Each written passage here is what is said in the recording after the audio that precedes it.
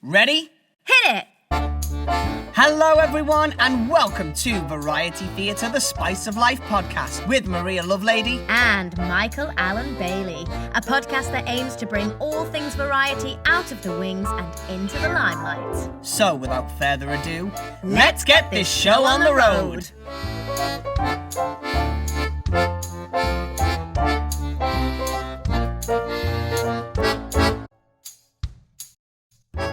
Coming up on today's show, part 2 of our Pas de Deux interview.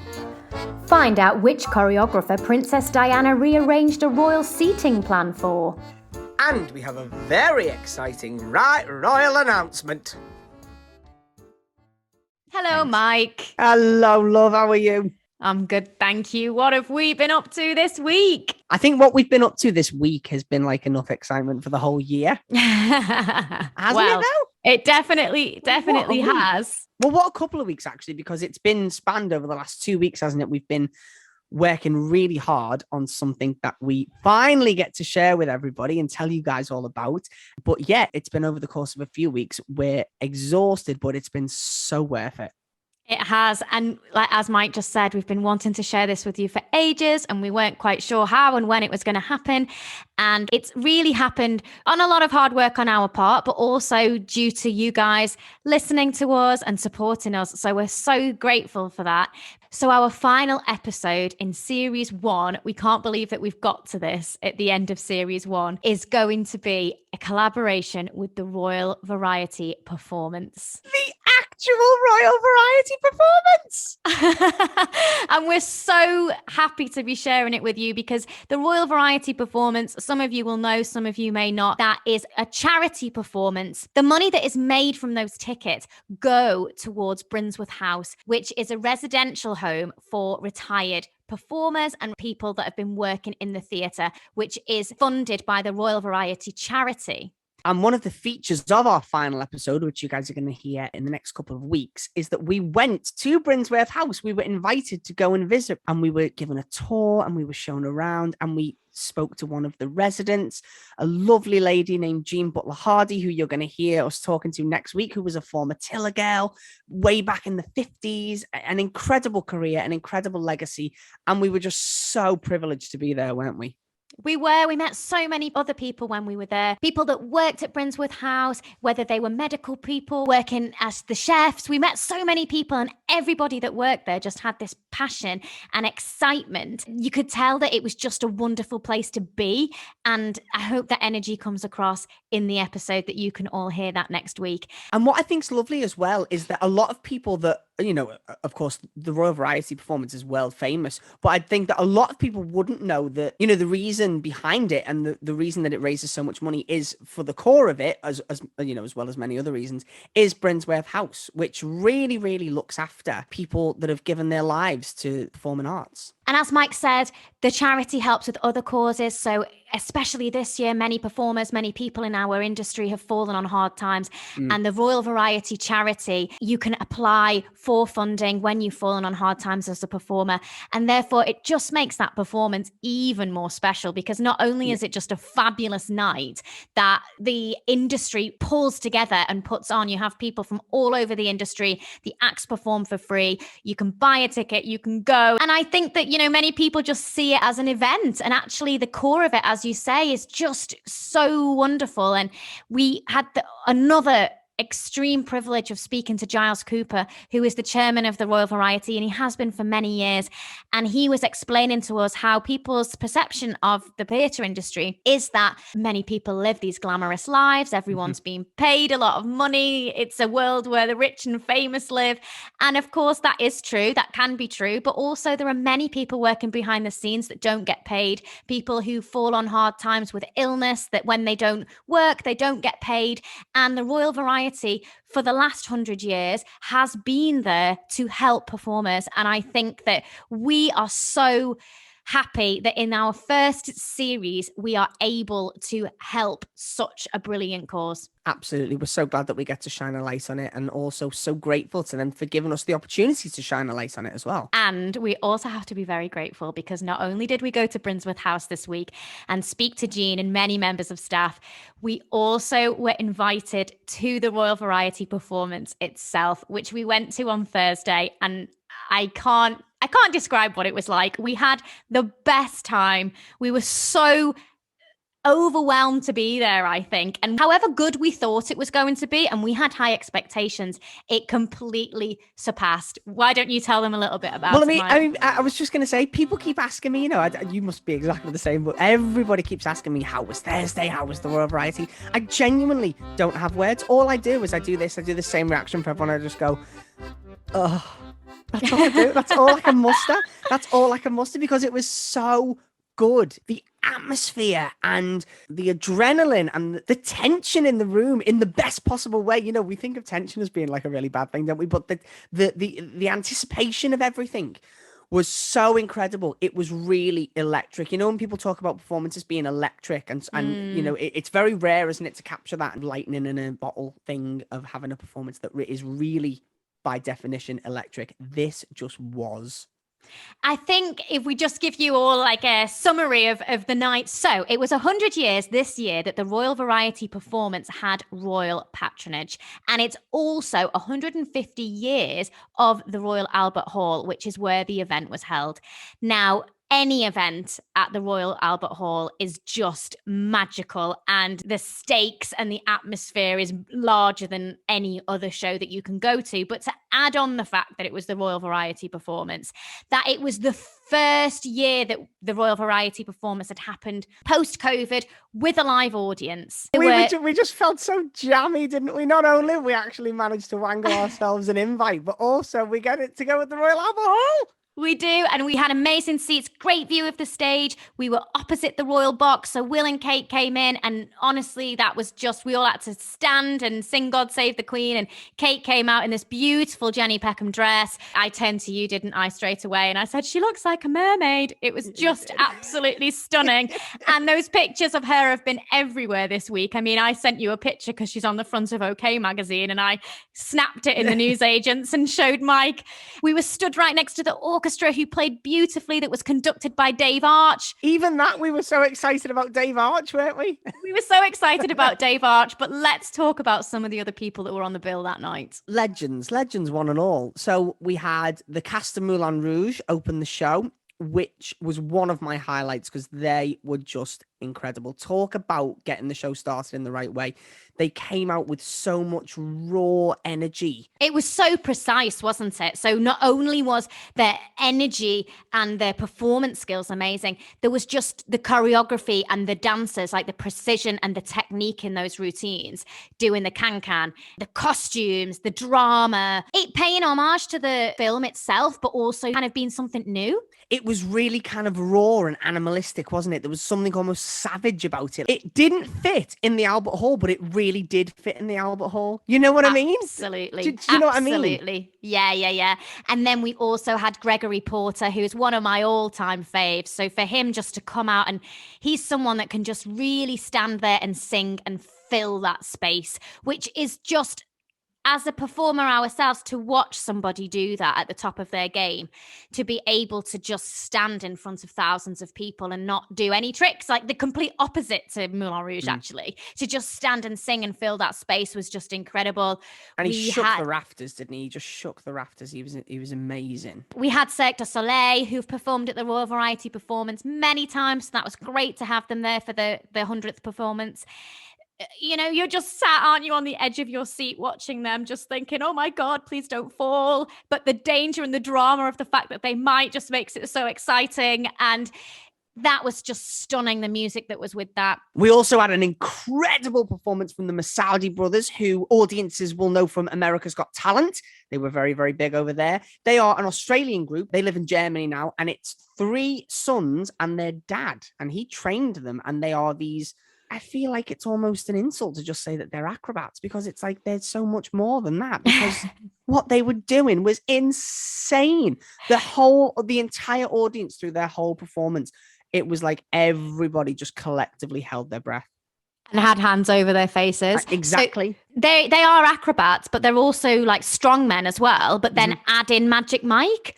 Like there's some sort. It's like a real true variety act that just has everything in it: danger, fun, sex appeal, entertainment, talent, technique. It had everything in it. And as Mike said, their dad Saeed is Moroccan, and he trained them from 3 years old to do this act, and their dad is still performing with them. I mean, I don't know how old he is, but he's obviously a lot older than them, and he comes out and you'll see it on the performance. It's just mind-blowing.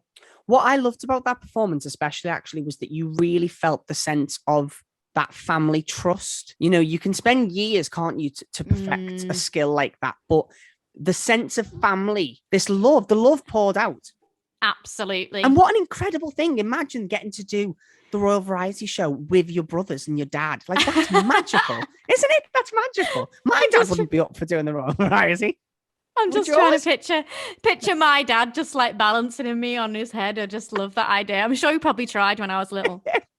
But you know what? It's one of those things when anyone asks us about how it was and who was good and what, every single person that I remember, I go, no, but they were the best. But no, they were the best. No. Yeah. You know, there was no standout, was there? Because it was all standout. So we had Rod Stewart, we had James Blunt, we had Jane McDonald, we had Judy Love, we had the cast of Matilda. Oh, look at that. We were going to say that at the same time then. Josh Widdicombe, we had Alan Carr hosting, who was brilliant, by the way. He was sensational, wasn't he? Well, I was going to leave him till last because I actually feel like he made the evening. He tied everything together seamlessly. And you're watching this, aren't you? And it's not slick. It's not been pre-rehearsed. Well, it has been rehearsed, but it's not like a theatre show where you just start and watch it from the beginning to end. It stops and starts. You know, what was amazing for us was, you know, Alan Carr would be doing his bit, and in the meantime you would have Anne-Marie walking out onto the stage, climbing up the stairs to her set, getting her makeup done, getting her hair and then costume in the right place, and then Alan Carr finishes and she performs. And you know, on TV you think, oh yeah, she's just popped out of nowhere, but when you're sat watching it, you're like, oh, there's Anne-Marie, and she's just walking like a human, like a normal person. They literally just slink out onto the stage, don't they? Really kind of under the radar, and then as soon as it's time for them to perform, it's like boom, the switch goes on. Exactly. I mean, years and years came out, and he was crouched and he was in this intense choreography position, ready to perform. And then Alan Carr made a joke about him as part of his link, and he corpsed, didn't he? He laughed, he came out of his open position, and he laughed, and he got back into it. And you know, they're the things that you don't see unless you're there. It was just it felt so exciting. And as Mike said, just the atmosphere of everybody. I think maybe it was heightened more because it was the Royal Albert Hall, because it was post-COVID, but everybody was talking to everybody. Like, everyone was so approachable, so complimentary on people's outfits, and asking, who are you and where have you come from? Why are you here? And we made so many friends. We did. And that doesn't happen. We made so many friends that night. It doesn't. No, it doesn't. That's, you know, people usually go with a group of friends, you keep yourself to themselves. And this was really an occasion where everybody was just so happy to be there and share the experience as a group. And I think that to me was the standout thing that I just didn't expect. And it's addictive. We met so many people that go year after year. And of course, that's what I was just about to say, was that it was really lovely that actually we spoke to a lot of people that go regularly, and that it's an annual thing for them. And although it's the Royal Variety Show, it's that accessible for people who just want to go and see a good show. Yeah, and why wouldn't you go? Because you are being entertained to the highest level. It's top-class talent, yeah. And also, your money that you are paying for that ticket is going to a fantastic cause. So why would you not go? Now, for me, I've got to shout out to my favourite, which was Bill Bailey. I think for me, he stole the show. Yeah. He was so funny. Again, someone that just filled the space, someone that can sing, dance, make you laugh. He reached out to every person in the audience like he was talking individually to you. And that was my highlight of the night. Yeah, his act felt like variety in the real traditional sense of the word, didn't it? You know, although it was very modern, it also felt like a real sort of hark back to the real traditional comedians and almost the novelty acts in a way, I guess, because he combined everything. Like you say, he combined a little bit of music, a little bit of comedy. He had a choir out with him. He had a band. It was amazing. It was amazing. And you think the way he accomplished all of that in a really short time slot. Incredible. And another really special experience, which we can't talk too much about because it's top secret until the show airs on ITV in December, is headlining the whole night was Ed Sheeran, and he performed a couple of special songs for us, one of which is not released yet and we're not allowed to talk about, but it was very exciting, wasn't it, Mike, to be there and be part of this, something that will go on to be huge, and we were the first people to hear it. And it will go on to be huge because it was an incredible song, wasn't it? It was. So tune in December to ITV to watch the Royal Variety performance because you are in for a treat. And of course, the Royal Variety Show isn't the only place that we've been in the last couple of weeks. Maria, you've been somewhere else as well. You've been to another theatrical event. So this week I have been to the Criterion Theatre to see the Dan Leno show, Naturally Insane, created by Steve Royal, who played the role of Dan Leno himself. And it was an incredible show that I was lucky enough to watch with the British Music Hall Society. And also we had a few friends in the audience too, such as Mark Bell, who was in our episode 3, Ali Wolf from Clapham Grand, who was in our episode last week. And it was just a really, again, a lovely atmosphere of people that just loved music hall. The whole night was just like a This Is Your Life, the podcast, wasn't it? All the ex-guests in one place. It was, and it was just a wonderful show about Dan Leno and his life, and they performed standards of music hall. It was a really, anyone that's listened to our episode 2, which we covered Dan Leno a lot in, he had a very tough life, even though he was incredibly successful and incredibly funny. He did have a tough life, and it was exploring that fine line between who you are as a performer and then who your fans want to see. And is that always the same as what you want to be doing as a performer, and how that can affect your mental health, which is something that's increasingly being talked about, I think, within our industry. And it was just that lovely mixture of drama, musical theatre and comedy as well. And the audience loved it. And Roy Hood's wife, Debbie, gave a really moving tribute to Roy and Music Hall before the show. And that was really moving and really special to be a part of too. So if anyone gets the chance to catch that show next time it's on, I would highly recommend it. People don't realize, do they, what an encyclopedia Roy Hood was. I mean, Roy Hood was kind of the go-to man in terms of the history of music hall. And he was the president of the British Music Hall Society for years. And the work that he put into it and the effort that he put in to preserve all of these facts and all these archives, I mean, it was priceless. What he did was really priceless. So it was lovely that she paid tribute to him. He's one of those people that every guest we speak to says, oh, it's a shame you didn't speak to Roy Hood. Every single person, yeah. But no, it sounds like a fantastic show, and I was absolutely gutted that I couldn't be there. But if anybody wants to hear a little bit more about the life of Dan Leno, please go back to our second episode in which we talk a little bit about him, as well as interviewing the actor Daniel Taylor. So, speaking of interviews, speaking of guests, shall we get on to our guests of this week? I think we should. So many of you have got in touch with us and said that you absolutely loved our part 1 episode with Michael Beare and Marian Sinclair. And it's worth pointing out as well that we actually didn't intend to release this interview until next year, until our second series. But so many people got in touch and said, we can't wait. We can't wait till the new year. We need it to carry on. So we thought we'll give you a treat and we'll bring it ahead and we'll play it before the end of the first series. And so many of you have been in touch as well to ask about where you can buy Michael Beare's book, Just Another Dancer. If you would like a copy of that, please get in touch with us and we will speak to him directly for you. That's probably the easiest and most effective way that you can get that book. I've read the book myself and I've got to say, I couldn't recommend it highly enough. It is fantastic. What's lovely about it is that Michael really doesn't shy away from the tough parts and the bits that were a struggle and the bits that, made them question themselves and made them doubt themselves. The the kind of things that we all encounter in our daily lives. But again, like we said before, we see performers as this really glamorous job that's nothing but sparkle and glitter and riches, but it's not that. And I think it's really refreshing to hear it from a perspective that's honest and true and grounded. And I think for me, something that I loved about the book is that you can completely feel his personality in the book. You know, you'll listen to this podcast and you'll read the book and you can completely connect to that person, which is something that I think is so important in an autobiography. And this episode particularly focuses on the work with the London City Ballet, the company that they formed with Harold King. Now, their royal patron was Princess Diana, and they have so many stories to share. And I don't think we can do them justice, Mike. So I think, We can't. Let's get them on. Let's hear them say it in their own words. Here is part 2 of Michael Beare and Marian Sinclair. Let's talk about the time that you spent at London City Ballet. We've mentioned that, and we've mentioned Harold King, but we haven't really got to the bottom of who he is to you. And well, Harold was my first husband, sadly now deceased. And recently as well, it was only last year, wasn't it? Yeah. January the 7th, 2020. But we were always together.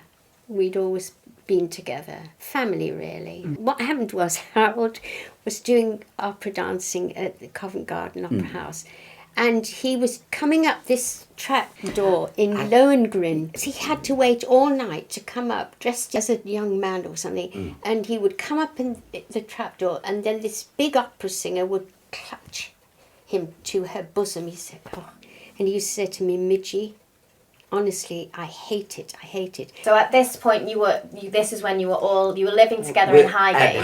At 92A Cromwell Avenue, opposite the church hall. There were swing doors in from the hallway in the flat into the kitchen, and we're sitting in the kitchen, and suddenly this togback comes flying through the 2 swing doors, bang on the floor. I said, I think this is Harold. Anyway, he came in through the door and he said, that's it, I've had enough. I'm not coming up another bloody trap door. That's it. Yes. And he said, I want to choreograph and have a company. So we said, well, okay.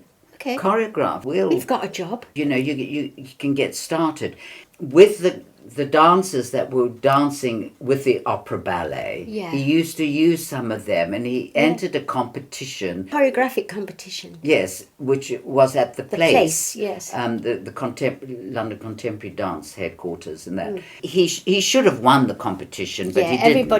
Everybody said it was the best bit on the program. And he sort of carried on just doing bits and pieces. After the year, we decided to leave. We were not going back to Festival Ballet. No, So we said, Harold, look. He said, I want to start a company. So we said, well, look, you've done the choreographic thing. We'll help you. We'll back you. We'll feed At that time, it was very fashionable for people to have these little ballet groups. Petal Miller was with Sadler's Wells Royal Ballet, and she had her own little group. She was offered a date at the Wimbledon Theatre, but Sadler's Wells Royal Ballet performed at the Wimbledon Theatre, so she wasn't allowed to do it under her name. So she said, Harold, it's my group, but if I do it under your name, Harold King Presents, then that was okay. Then she wouldn't get into trouble from the Royal Ballet, because she was still a member of the Royal Ballet. So that's what happened, and he got her quite a few other dates. Yes. By then, he had his little group of opera ballet things. He said, I must be some sort of schmuck, he said. I'm getting Petal all these dates. I could be getting these dates myself for my group. So we said, yes. And Midge and I knew so many pas de deux. We said, we'll do 2 or 3 pas de deux in the thing to fill out the program. And that's how it started, Sunday night galas. Yeah. He did the Leicester Square, pound at the door, lunch hour ballet. What was ironical was Harold was looking for a theatre in the West End where he could do this lunch hour ballet thing. And evidently it had been done during the war by Peggy Van Praagh. Peggy. She did lunch hour performances during the war. People took their sandwiches and they could go and watch a performance. When he got the Leicester Square Arts Theatre, It was like... It was a strange. coincidence. It was just Yeah. a coincidence. Magical coincidence. Yeah. Harold managed to get the charity registration, Yes. which meant he had to have a board of directors in order to have the charity registration. Then it became London City Ballet, and it slowly grew. And we did week after week, and then we did mostly variety stuff. A variety, funnily enough, to get the male audience interested, that it's not all just tutus and prissy ballet, and that there was a sense of humour. Yes. There was a lot of humour in it. You know, we could send it up. Harold wanted another pas de deux and everything. And he said, Michael, you choreograph something. And I went, oh, God, what can we do? And you remember there was a television programme called the Oneiden Line. Yes, yeah. And they used the Khachaturian Spartacus pas de deux music as their signature tune. I said, oh, let's do Spartacus, because audiences will recognise the music. Yeah. And we did, and it was a great success, you know. And I remember one night with this woman saying, "Yeah, Mabel, that's that tune what was composed for the Oneiden Line." And we went, it wasn't composed for the Oneiden Line. It's been for years. It's been with the Bolshoi repertoire. It's Khachaturian. That's how people music. know things, isn't Yes. it? I remember when She we did thought the it was- Romeo and Juliet, and Yes. it's the Apprentice theme tune as Yes. well. Yeah. And I remember everybody in the class saying, "We're dancing to the song from The Apprentice," and you were like, "No, no, no." But that's how people did. And of course, we did things like that to keep public interest. The burlesque, the Café de Passion. Yes, that always brought it was one brought of the house most down. favourite. Yes, and dance. Jill Bennett, this famous actress. Yeah, Jill Bennett, Jill, wow. Jill, yeah. Jill came to see the performance with Donald McCleary, didn't she? Yeah, and Café de Passion was on the programme. And what it is, it's a cafe, and this we called it the Muncher. I did it originally. She sits With all her the back time, to the audience. eating, you know, with a knife and fork. So she's bashing the plate, you know, and doing all this. And he's the head waiter, and he's all done up, quite outrageous and everything. And Harold was his assistant waiter. Horrible, you know, naff pinny and everything, running nose. And then suddenly this woman comes out. Like and a floozy. Like a floozy, you know, she's got the fur wrap on and everything. And he goes over to and brings her in, you know, and sits her down at the table, and Harold's there, you know, oh, she's lovely, you know, all this. And it's a whole choreographed It's like thing. a randy old gnome. Yes, he isn't was. it? Yes, he Horrible, was. disgusting. Yes. And so they choreographed it between them, Harold and Mike. But it was such a success. Even now, people say, oh, Café de Passion. Anyway, Jill Bennett saw it when we were performing the one time, and she said, I have to do it. She has to do the vamp, you know. I have to do the floozy. I had to teach her the step. I mean, brilliant actress. I had to work really hard to get her really coordinated with everything, you know. But she did it well. She did in the well, end. yeah, she did. But, She loved I mean, it. Because, I mean, in the end, it ends with the head waiter and the floozy going off together. Yeah. The dirty, randy old gnome is there going, Oh, they've gone. and the muncher turns round, Gets up from the table, and she's got holes in her stockings and teeth missing, and she's really old. And she goes up to him, taps him on the shoulder, and smiles, you know. And he just goes, and he faints. And the curtain came down. Perfect. So, I mean, it used to bring the house down. I can hear A on lot the of- tape my mum laughing. Yeah, no, a lot of Yes. people think that ballet should be serious. serious. And you see the male audiences who are They loved mostly it. dragged by the wives, thinking, oh God, I've got to sit through this, you know, suddenly realised, because at one time we did think of calling it variety ballet theatre. Yeah, we did. Oh, wow. Yeah. But then we thought, no. Harold said, London City Ballet. I said, is that not a little bit pretentious because of New York City Ballet, you know? And in the end, we all agreed, no, London City Ballet was, Yes, you know, the best. if we were going to sort of push on, the first full length we did was Swan Lake, With Vas Trunov. who was the ballet master of the Festival Ballet, English National Ballet. We had no money. We had very little money, and He did it in 2 weeks, didn't yes, he put on the whole production and so on. And the company wasn't huge then. We had, I think, we used to have 12 swans. Yes. 6 aside. Yes. It was a lovely production. It was a lovely production. It suited the company very well. And Harold managed to get all the costumes from the Royal Opera House. And? Because he'd heard along the grapevine that when they got rid of a production, they used to go and dump them. Oh, wow. In the North Sea or somewhere. Anyway, he confronted John Tooley, who was administrator of the Opera House, and said, look, we need a production, and we hear you just dump them. And he thought, oh, God, no, we don't want the public knowing about that, because basically it's taxpayers' money you're paying for. So he gave us the old touring company's production. And when I got the costumes, I went, my name's in the boots, some of the boots, and my name's in this costume, and my name's in this costume. Still had our names in of all the dancers that I knew from the touring company. Yeah. Wow. But it worked. We had to do a performance of it in England. And then from there we went to Bergen, and we put it on in Bergen, and then we went to Oslo, and we did it in Oslo. It was our first foreign tour. Strommolsen. Yes, he was nice, wasn't he? And that was the first full length. Then, of course, later on they wanted another full length, and we did Carmen. By then, Harold had managed to get Princess Diana as our patron. So how did that happen? How did he manage to get such phoned an Buckingham amazing Palace. patron? Yeah, he got the yellow pages. You know, they use I'm going to phone Buckingham Palace. I said, I went, oh, fine. You won't get the number. He said, yeah, it will be in the yellow page. He looked under Buckingham Palace. There's the number. So he phoned and he said, is it possible to speak to the secretary?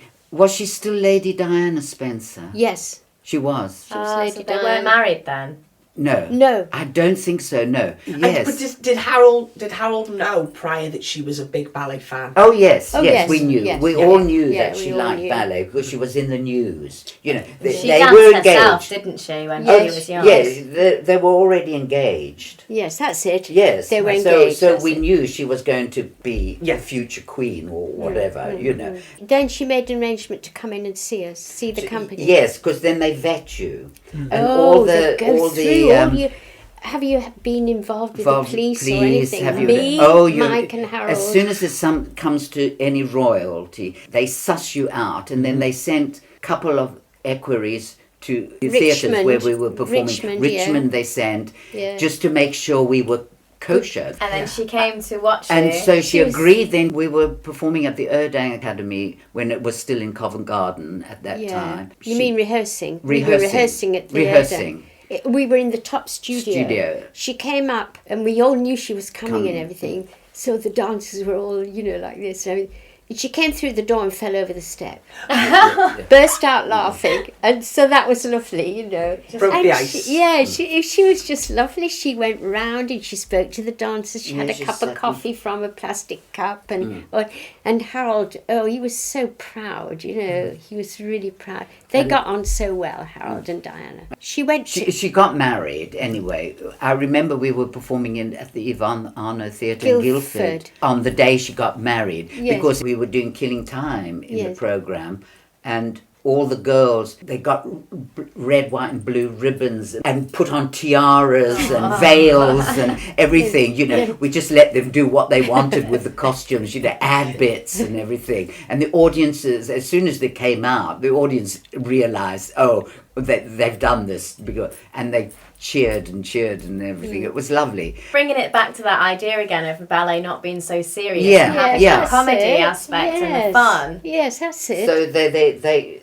and then they went to Canada on the boat, I remember, and she sent that yes, they after telegram. They were married, they went to Canada, her and Charles, on a state visit, and she sent a telegram to Harold saying, yes, I now agree to be patron of London City Ballet. And how did that feel? And, well, we were all over the moon. Then Harold choreographed Carmen, and she agreed to come out to Oslo. She was wearing this lovely red dress, and I was in white, and then the prince and princess Sonia. And now they're king and queen now of but Norway. she was wearing red, I was in white, and Sonia was in blue. Red, white and blue. Wow. Isn't that amazing? Yeah. Yeah, so we had a lovely time, didn't we, Mike? Yeah. She was so lovely. When she did that, she'd already had William. Then, just as she was going to come to Oslo to see us premiere the Carmen, which she agreed to, she was pregnant with Harry. But you didn't know. Nobody knew. And she kept it quiet. She said to Harold, I'm not letting the press don't know. Because if they know I'm pregnant again, that will be all the publicity. And she said, London City Ballet will be, oh no, we don't want to know about You lose your Carmen. publicity. So she kept quiet. And she came to Oslo. It was her first sort of solo trip, visit, yeah. Official Without solo the trip, prince. Without the prince. And she was close enough to Harold then to confide in him Oh, that yes. she was pregnant. Oh, yeah, as they well. were great fun. Because, to I mean, them. there was a big reception given by the British ambassador after the Carmen performance, but only with the sort of principals and soloist dancers, Yes, not the oh, rest. God. And we thought, oh God, you know, this could be quite typical, you know. And Princess thought, no, the whole company should be there. So she was sitting next to the British ambassador. So in the interval, she moved the ambassador a seat along and asked Harold to come and sit next. Yeah, she did think so. And then she whispered into Harold's ear. She said, Harold, she said. Harold. King Harold, Harold King. And that was the sort of sense of humour she had. Yeah. I mean, he wasn't officially king, but I mean, he would be King Harold, eventually Harold King. But she was lovely. All of this, Mr. Beare, as you've mentioned, is part of your book. Michael wanted to do it, and he didn't want to make any money. He said, I just want people who really care and want to know to have a copy of this, because Harold didn't get to write the book. It's like we were talking earlier about no museums. Yeah. You know, they're a real theatrical museum. Yeah. The Royal Ballet is never going to be forgotten. There are so many books written about the Royal Ballet and its dancers, and English National Ballet, and Northern Ballet, and Scottish Ballet, because they're all revenue-funded companies.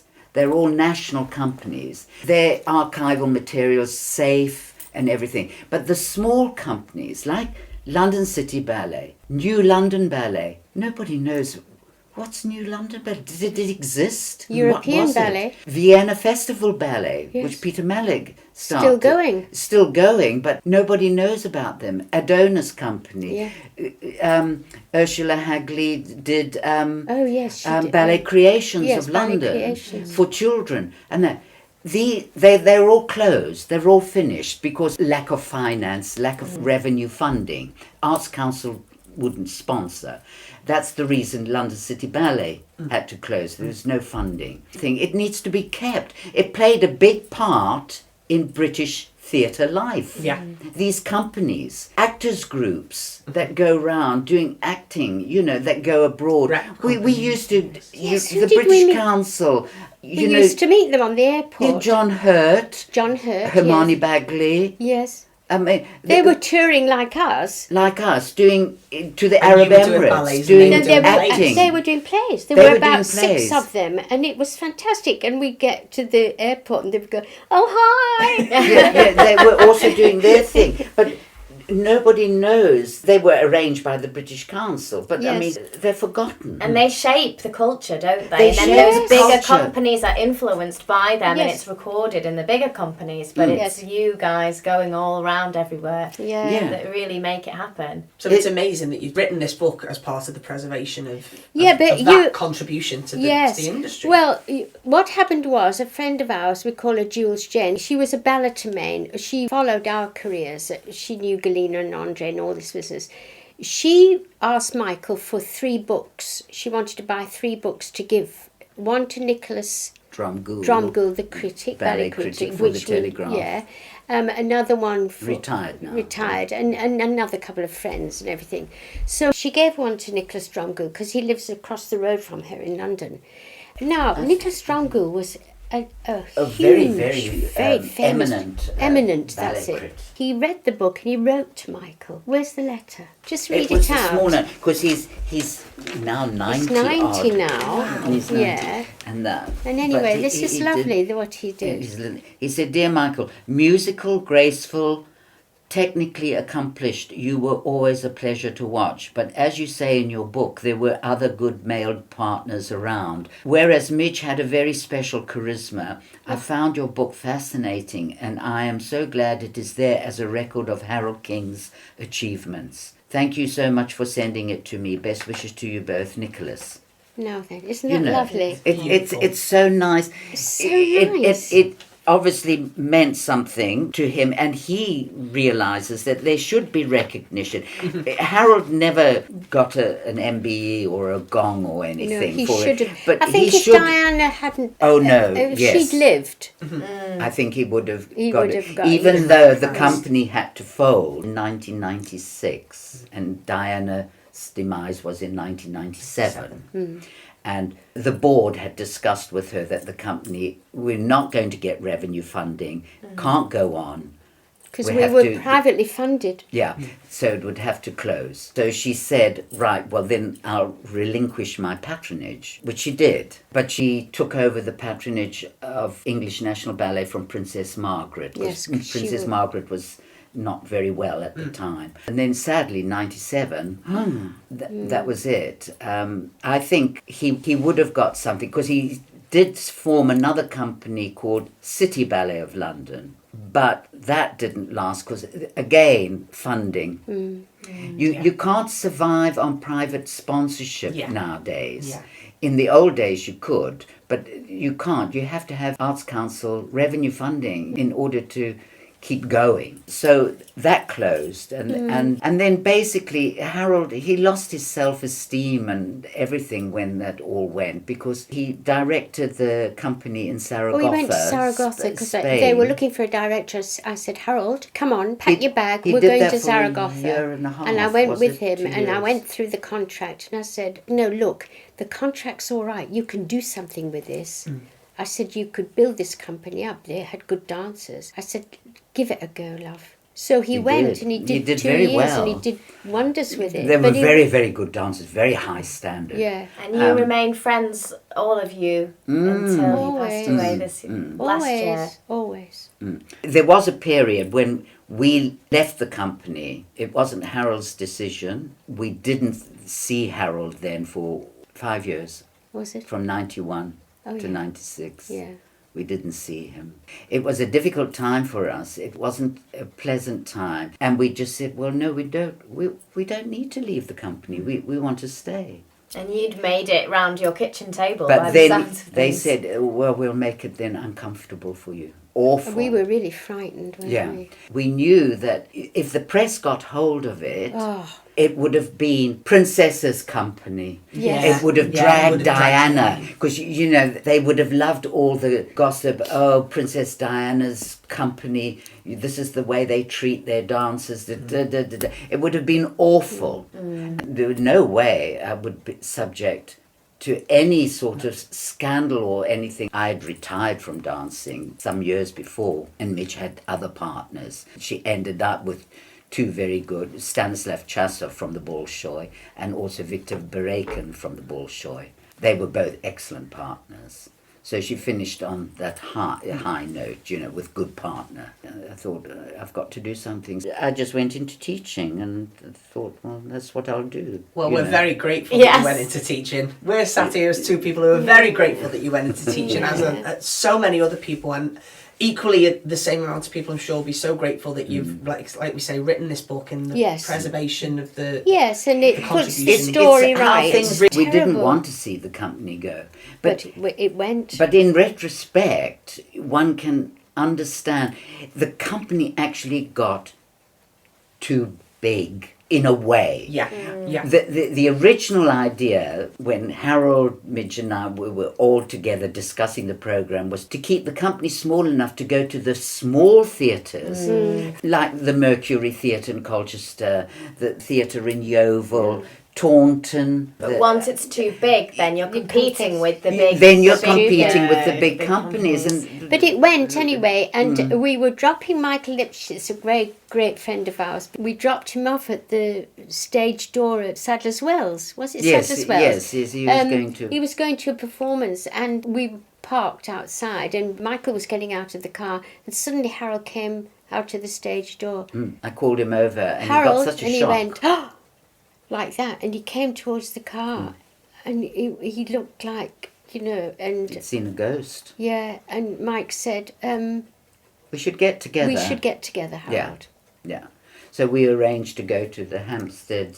Spaniards Inn. The Spaniards Inn in yeah. Hampstead. Yeah. Amazing, And yeah. we Beautiful went place. there and we got chatting, and then We went through everything, we saw performances by the City Ballet of London. Yeah. We knew Harold's hands were tied. His but hands we, were tied. But we didn't He said to know us, what the situation was. We had no idea. To this day, we don't really know. But in had happened. the Michael puts what he can in the book. book, I was just thinking that I'd quite like to talk about when you two met. Was it a love at first sight? No. No, we just danced. We were just dancing it's together. difficult because when you're dancing with somebody, and particularly when we started dancing together, it was Giselle. And Giselle, I mean, she dies in your arms, It's very emotional ballet. You're so close physically as well as mentally in the ballet because you're going... She's Giselle, I'm Prince Albrecht, It just draws you. But I noticed Midge from the first time when I joined Scottish Ballet. I went, oh, yeah, the dancers are okay. But there was only one that really stood out. And it was her.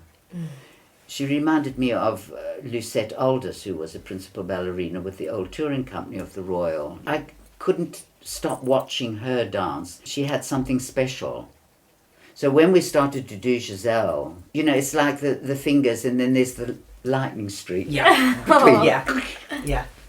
It's that. Nutcracker was very important to us. That was very special, I think. Well, I can't think of a more perfect connection. I can't think of a better partnership between you both. So let's put that to the test. This is our final quick fire series of questions. So what we're going to do now is we're going to ask you a quick this or that, and you've got to choose. Answer together and see if your answers match. Okay. So, go on. first one, Swan Lake or the Nutcracker? Nutcracker. Fabulous. Pas de deux or a solo? Pas de deux. Rudolf Nureyev or Robert Helpman? Oh, Rudolph Nureyev. Yes, Nureyev, yeah. Yeah. Would you rather have Pims on the lawn or mulled wine by the fire? Pims on the lawn, yeah. Let's see if we can get a clean sweep. And finally, would you rather be sat in the audience or waiting in the wings? Sat Waiting in the wings. Oh! Yeah. I'm Doesn't not even mad watch about you. watching dance. I danced You like to because dance. I danced. Well, that's actually my whole perfect, isn't it? life. Because you can be waiting in the wings, Mrs. B, and Mr. B, you can be sat in the audience waiting to watch her. So there you go. That's a good idea. Yes, that's a good idea. Yeah. Yes. Waiting in the stalls. Yes. Or Yes. No, we Waiting in the don't. We wings. don't. Michael loves to watch ballet. He puts the tapes on. I don't go mad, but I'm very much... He's interested. He's really I interested. admire And- what these young dancers are doing today. And I go, oh my God, how do they manage to do that? Because if I went to, say I was 16 again today, and I went to audition for the Royal Ballet School, I wouldn't get in. No way. No. Because they are physically they have all the natural attributes. I was reasonably loose, but I didn't have the 180 degrees natural turnout. I had to push for it. I had to force it. Hence, to He's had 2 hip replacements. You see. Wow. So, I mean, because of the arthritis, because basically we're athletes, ballet dancers, so your body wears out. Yes. And you don't realise it when you're young. You think your body's going to be wonderful Oh, yes, forever. You don't get achings and pains. It's got to a point where there's no reason why ballet shouldn't be in the Olympic Games. Because if ice skating is in the ice dancing and in the Olympic Games, they're not doing double sulcos and double toe loops now. They're doing triple. And there's one Japanese guy, I think he's doing quadruple. Yes, it is. Well, we did 3 or 4 pirouettes and it was amazing. They're doing 10 and 12 now on the stage. I mean, it's phenomenal what some of the choreographers are demanding, the positions that they're getting into. I go, Michael, we'd have to have a drink. I'm exhausted. Yes. Well, we'll finish off there. We'll just want to say, Mr. and Mrs. B, thank you so much for talking to us. Thank you. It's such a pleasure. Thank you. Thank I you don't for know having whether us. you'll get anything out of all this golf. Do your best. Well, doing your best is easy when you've got such fantastic guests like Michael and Marian. And you heard Mrs. B just then saying that she had to go and have a drink. And we did go and have a drink afterwards, didn't we? We did. We stayed for hours. That wasn't the end of our stay with Mr. and Mrs. B. We stayed for hours and we had a lovely lunch. It's almost wrong to call it a lunch because we left so stuffed, didn't we? We had so much food. It was a feast, a banquet. And we said when we finished, we should have just kept the mics on during the lunch because the stories they were coming out with in lunch were a completely different set of stories than the ones they told us when the mics were on. So we definitely think we're going to end up having to go back, and judging by all of your comments from the previous episodes, you would love us to go back to. They fed us with so much more than sandwiches. So this was meant to be the last episode in our first series, and we were going to say Merry Christmas and leave it there. But as we told you at the beginning of this episode, next week is our special collaboration episode with the Royal Variety Charity. Please tune in next week to give that charity your special support.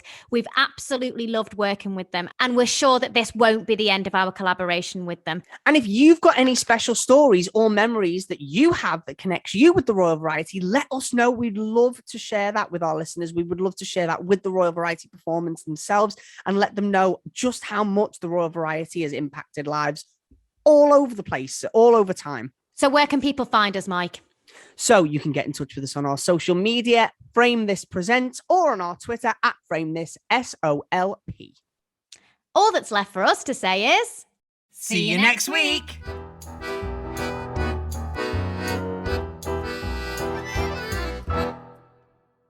Hold on.